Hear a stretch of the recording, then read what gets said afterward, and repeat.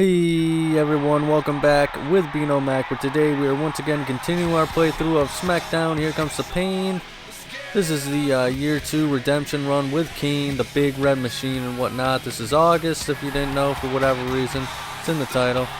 And it looks like our next competitor is going to be Shawn Michaels. And I definitely feel like poop soup today, folks, so I might not be as energetic as I usually am,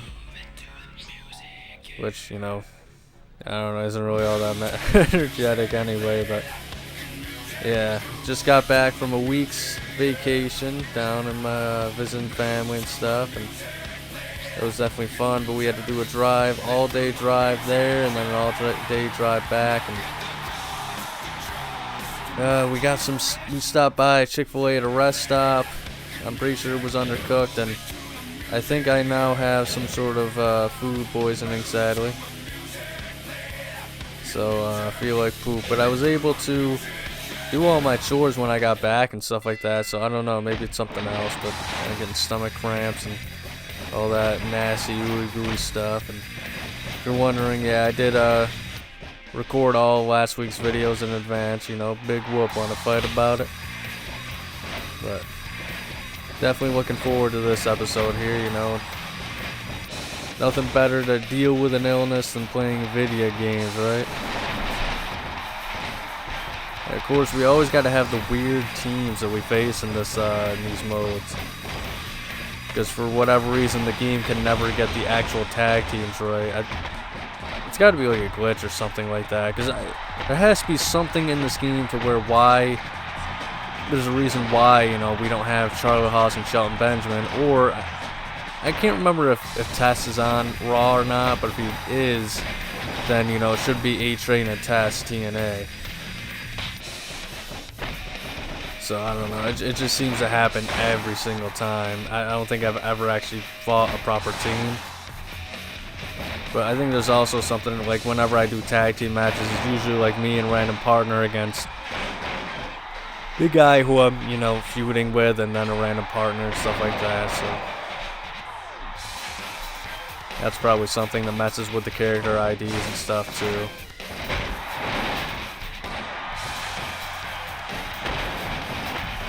And Shawn Michaels is all over the place with his presentation in this game. He almost seems like he's just presented as like a cruiserweight and stuff like that, and I don't know, I don't think he was doing that kind of stuff around this time. And this ain't going too well.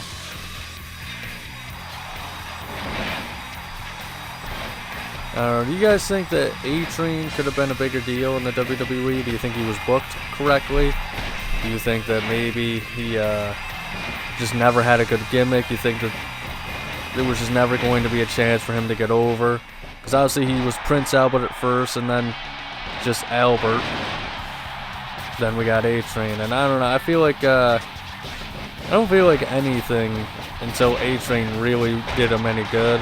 Prince Albert, I mean, obviously we know what that name is referencing. It's a genital piercing, and obviously I think that was because he came in as Droz's tattoo and piercing artist or whatever. And that didn't really, even though they were a team in WrestleMania 2000, I don't think that pairing lasted very long. And I think even with I think they even had like a third member or something like that. It was like Key or something like that, and the joke was he was like, I think he was someone's drug dealer or something like that. It was Vic Grimes, who is pretty much most remembered as the guy who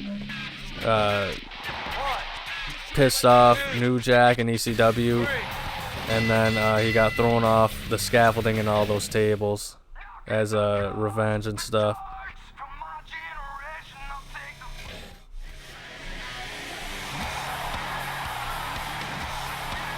Kane, let's get out of here. I know a great restaurant down the street. I'll get my car. Meet me in the parking lot when you're ready. Oh, looks like we got a friend here, folks. A face versus face angle here? Wait a minute, I'm glad to defend my hardcore championship. It's Kane. Looks like he's leaving the arena. Wait, what's that? Uh-oh. Hey, what's that car? What the hell kind of... What do you mean, what's that car? Oh. Oh my, an assault on Kane. What the hell? Someone called EMTs right away. This is serious. Is this really happening? I can't believe it, JR. I know. Hey, it's HBK. What's going on? I was wondering why you weren't coming. Kane, are you alright? Damn, it's...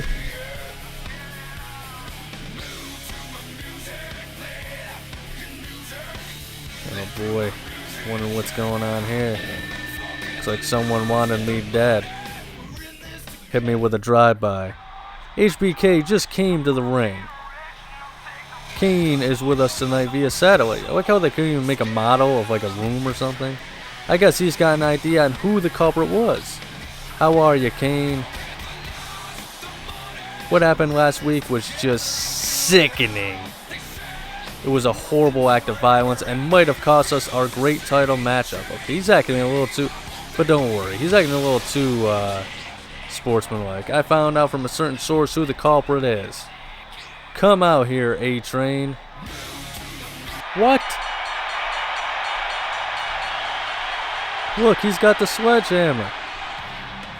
I don't know who ratted me out, but it's true. I don't know, maybe you're holding a sledgehammer?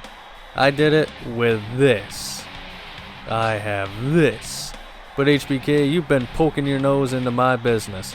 I'm going to make you a victim of this as well. What kind of man is he? No remorse at all.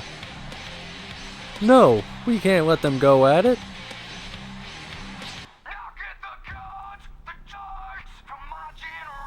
Yeah, honestly, I'm not gonna lie. I thought it was actually Rikishi in the with the sledgehammer.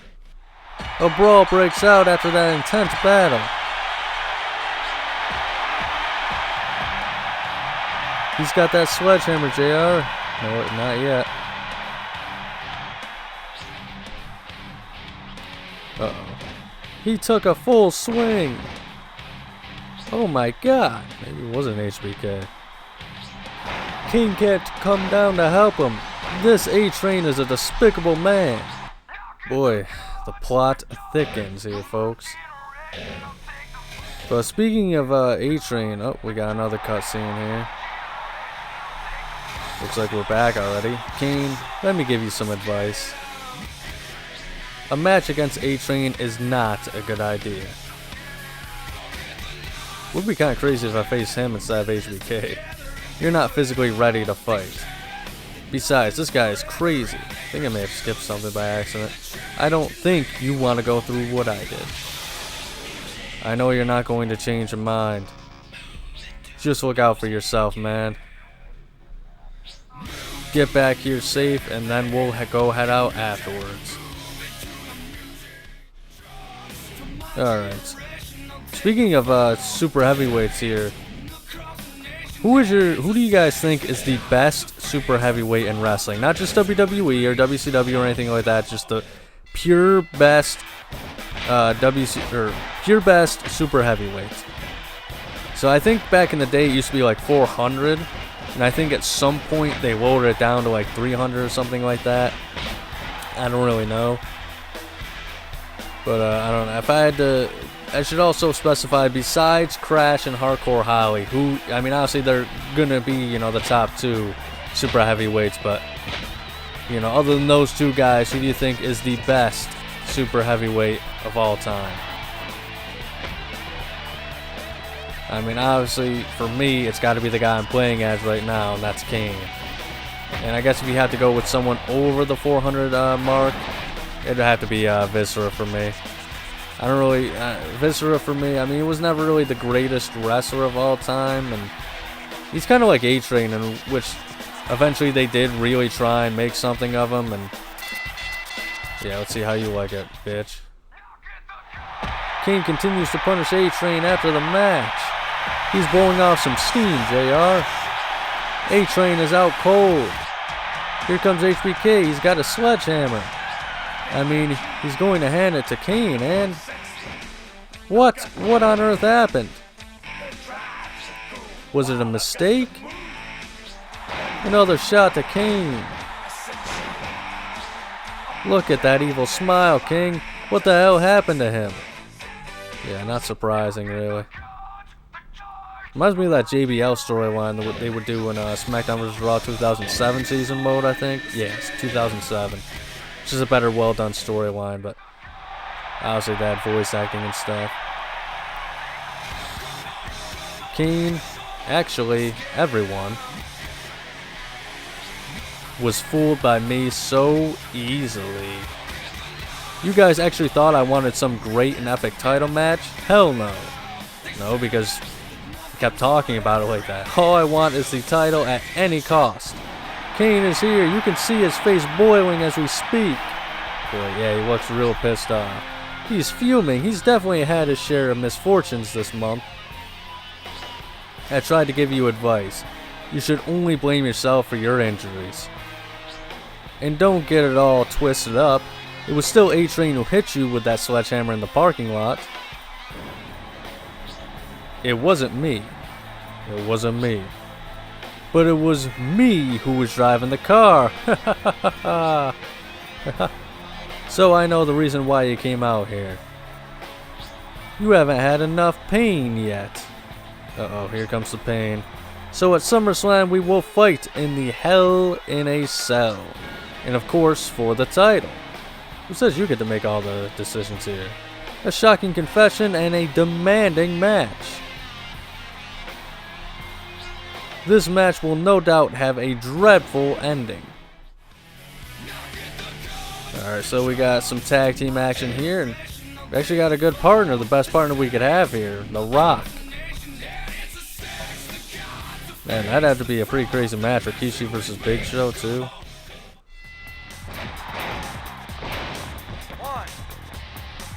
But yeah, as I was saying about the Viscera and the A-Train thing, I feel like there were big guys who the WWE did try and give earnest pushes to at various points. Obviously, there was King Mabel. Didn't work out. He kept hurting everybody. And then, you know, there was the whole thing with Big Daddy V. Didn't really work out. You know, they tried him on the ECW brand. And, I mean, the outfit really didn't help. I mean, come on. He just looked disgusting, man. That said, he did have that crazy spin wheel kick. I mean, even if it was really low to the ground, it's still crazy he was able to flip himself over like that. Viscera is probably the scariest wrestler to me because I just, and I'm not even trying to be funny, like I always just thought, man, what if, this guy is so big, what if he accidentally falls on someone and really hurts them? And obviously that's what he did in 1995. But like he just looked so massive, like not even in strength-wise, just so big. He was just scary to watch. I guess he even has the current record in 2007. I think it took, jeez, I can't remember if it was 8 or like 14 or something dudes that eliminated him from the Royal Rumble in 2007. And I remember it only took Chris Masters in 2006 to be the one to eliminate him the year prior. And that was great too, because Carlito was an asshole and just eliminated Chris Masters right after when they were partners. That was such an awesome team, though. I loved Carlito and Chris Masters. Didn't get enough time, though. And they were kind of portrayed as, like, massive idiots against Kane and Big Show.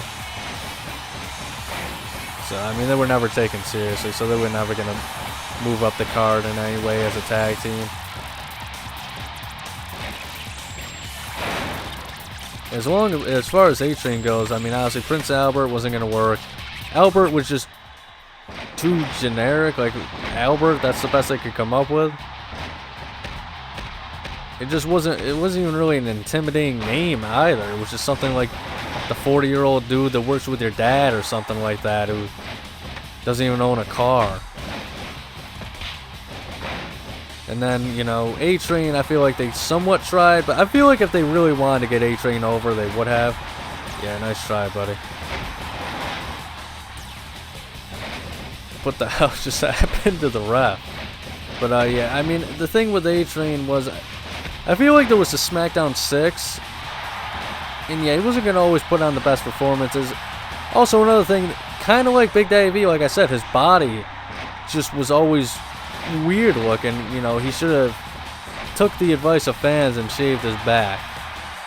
I mean, he was just a hairy dude, and like he looked a lot better when he was Tensai, I think, as far as like his physique went and stuff, because I mean he wasn't, you know, covered in disgusting hair. I think they were even gonna make an action figure, like his first Ruthless Aggression action figure. It was literally going to be he was gonna have like a special like fur texture where his chest hair was and stuff. It would have been crazy. I mean, eventually they kind of went back on that. I guess Jax was like, you know, infamous and notorious for, you know, going back on the word with like, you know, preview rest action figures and then changing it into something a lot worse when it came to actual production of like the figures and stuff like that you would see in the stores. And that was one of the ones with A-Train. I feel like that was probably the only one that was probably the right decision, to just kind of like make his hair painted on and stuff like that. I don't even know if he had like hair on his back. But I don't know. It feels like there was a few guys on SmackDown that they could have made, you know, main eventers. It also didn't help. Like, they just had so much talent, too. Between Rey Mysterio, Kurt Angle, Edge, Chris Benoit, Chavo Guerrero, Brock Lesnar. Can't remember. Oh, yeah, and Eddie Guerrero was on there, too. I think that's all 6 of them. I mean, it was just, there was no way, I guess, those guys were all going to break out.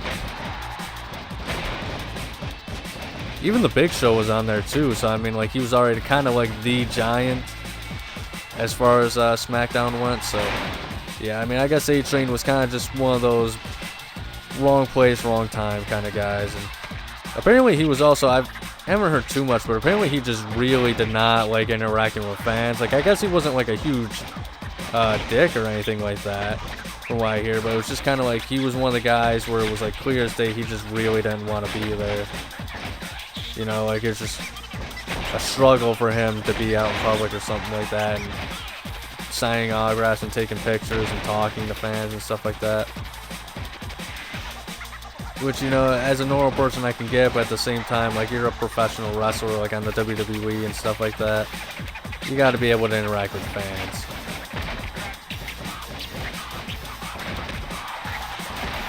That said, honestly, you know, the fans that harass wrestlers and all this other stuff, I mean, they're just complete assholes, you know, kind of like paparazzi and stuff, and people that record them without their permission, or take pictures and stuff like that without their permissions and stuff like that.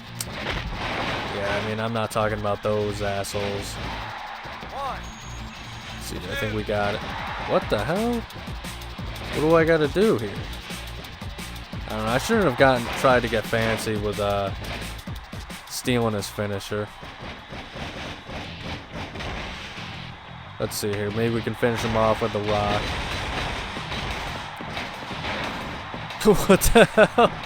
Literally trying to get out of the ring and the freaking ref wouldn't let me. And of course, right at the perfect time, dude. Speaking of wrong place, wrong time.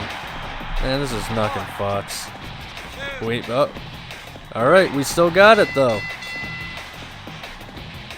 Alright, we're not gonna try and attack, because it'll probably end up with me looking like an idiot here. Alright, so this should be pretty exciting. A Hell in a Cell match.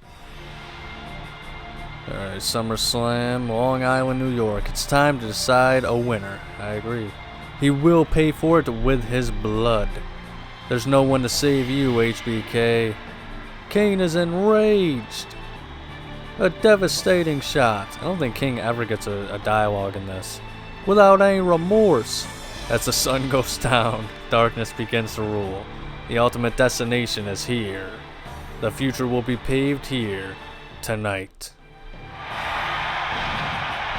Man, remember when like shows used to have, you know, unique stages? This is a pretty sick stage, I gotta say. Ooh, new Cruiserweight Champion, Rody Piper. New World United States Champion, my bad. Still, pretty awesome one. RVD, that's pretty cool. Always like to see new blood in the main event scene. Alright, that was a pretty cool visual, seeing the Hell in a Cell go down.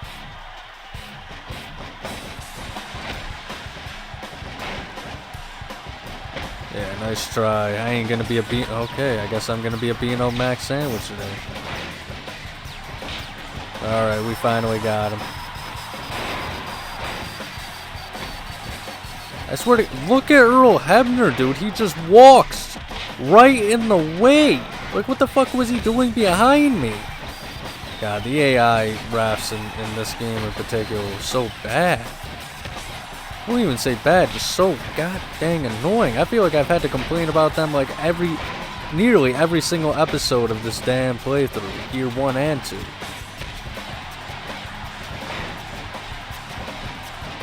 Finally, getting some offense in here.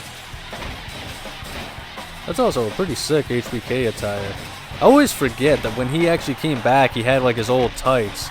But whenever I think of Ruthless Aggression era Shawn Michaels, I always think of his later outfit with, I guess, the baggy pants and stuff. I thought those were always really cool. I don't think HBK, other than like obviously the time when his attire wasn't finished at Survivor Series and won the world title, other than that, I don't think I've ever seen a bad Shawn Michaels look. He's like one of those guys that kind of nailed it once they kind of started their main event push, or I should say singles push, right away, man.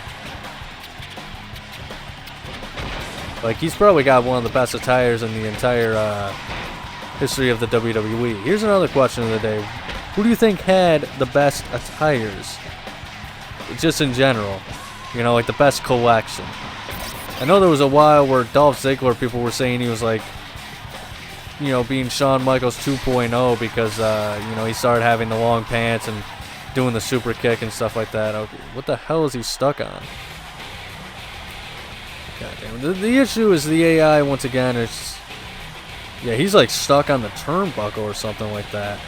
But yeah, the issue is like they improved it in later games, but the AI just, I guess, gets stuck on things all the time in this game. It's not just in the Hell in a Cell, like it's always in backstage by the cell too. Ooh, that was a close one.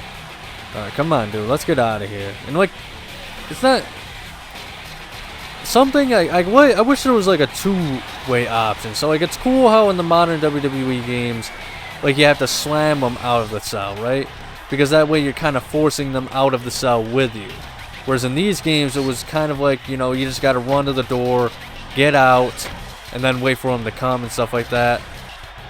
And that was always annoying. There wasn't a way to just kind of drag them out of the cells. But at the same time, I kind of wish there was just the option to have both. Like, even in, like, I think they started it in WWE 12, and even then they had, you could see that they still had the cage door when they did it. So, like, it was just kind of weird that, like, they just thought to themselves, like, okay, you know, we're going to have this door here, but you can't slam people out of it or open it or anything like that. Just give us the option for both.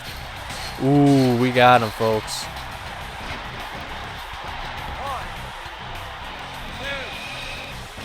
What? I guess that didn't work for him, brother. That's knocking futz, though, for sure. I love how he keeps trying to frickin' hit me with dives. Come on, out the door! This is the shit I'm talking about. I think there was even in WWE 13, you could have a special guest referee Hell in a Cell match, and it was really lame because if you attacked the wrestlers too often, like too many times, I think John Laurinaitis, of all people, would come down and just have the match return to a normal, which kind of defeats the whole purpose of having a special guest referee match in a wrestling game. But if it was in the Hell in a Cell, I guess like the referee would actually come down, unlock the door to the Hell in a Cell, and I think it would just stay open for the whole match. So that was really cool detail that they added. It's just too bad, once again, that they didn't have something to where you could just open the door yourself regardless. Oh, shit. Oh, shit. Well, I still don't have any damage, but... I could be wrong, but I think something they also mess up in these WWE games. I don't know if it's... I think it might be different nowadays, but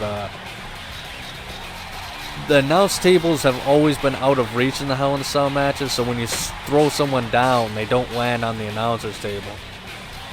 And that was always kind of annoying. You know, it could have been a really cool spot to add in these games.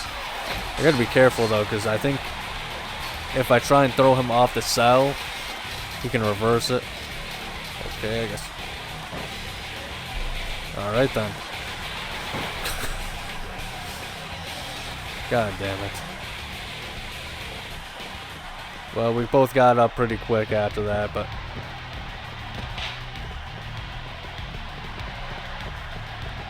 I don't know. I don't know how to actually properly do the freaking throwing off the cell, because I feel like, you know, I'll be close to him, I'll try and do it, and then, like, it just doesn't work, but then, like, I'll be halfway out and around the cage or something like that, like a good portion away from the cage, and then the computer will throw me off the cell.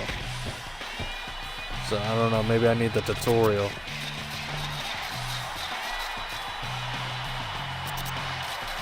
Oh, jeez, this could be bad, this could be bad. Uh-oh. Come on, come on, come on, come on. We can roll the other way. Oh, no! Ooh! Ooh! Ooh! Okay. This could actually be really... Okay, never mind. Damn, he's actually kind of bringing this back. I gotta beat him on top of the cell or something. I can't remember what game it was, but there were some really lame-ass games where, like...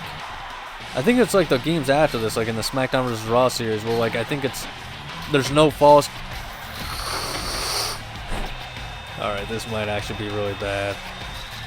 But I think it's in the later Smackdown vs. Raw games where, like, falls count anywhere isn't on. Maybe it was, like, the Smackdown titles, the early ones. I can't remember, but there were definitely games in the series where falls count anywhere weren't on. So, like, you couldn't pin someone on top of the cell or outside the ring.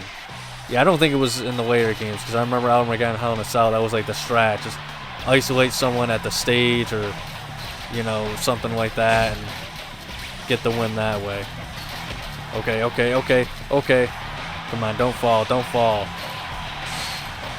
Okay, I think we got it. This has got to be the end, folks. Chee! Yeah, it's another victory, folks. Got a really cool win animation here too. But that's going to be all for today, folks, for the most part. So thank you so much for watching. And if you enjoyed, make sure to like and subscribe. Check out next week's episode on Wrestling Wednesday. But above all else, please remember to have a nice day.